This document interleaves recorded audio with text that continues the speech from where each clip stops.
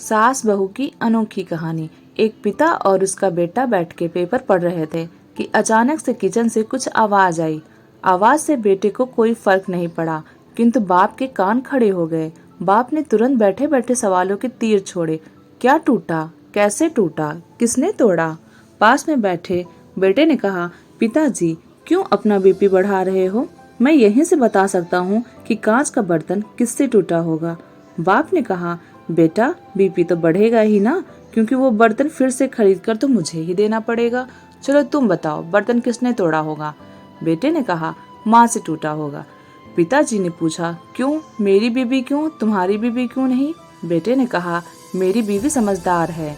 पिता का मन नहीं माना तो तुरंत किचन की ओर चल पड़े। वहां जाकर पूछा कि बर्तन किसने तोड़ा, तो उनकी पत्नी सामने आई और कहा, मुझसे टूटा है, क्या करोगे? उन्होंने कहा, कुछ नहीं करूंगा, मैं नया खरीद कर दूंगा, मगर चीजें संभाल कर इस्तेमाल किया करो। वो वापस ड्राइंग रूम में आए और बेटे से पूछा कि तुम्हें कैसे पता चला कि बर्तन तुम्हारी माँ ने तोड़ा है? बेटे ने जवाब में बोला, अगर बर्तन मेरी पत्नी से टूटा होता तो पीछे तुरंत से आवाज आती और डांट सुनाई पड़ती, मगर बर्तन उनसे टूटा इसलिए पीछे से कोई आवाज नहीं आई।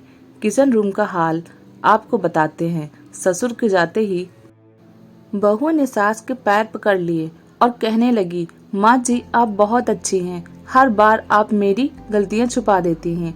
इस कहानी को इतने ध्यान से सुनने के लिए आपका बहुत बहुत धन्यवाद।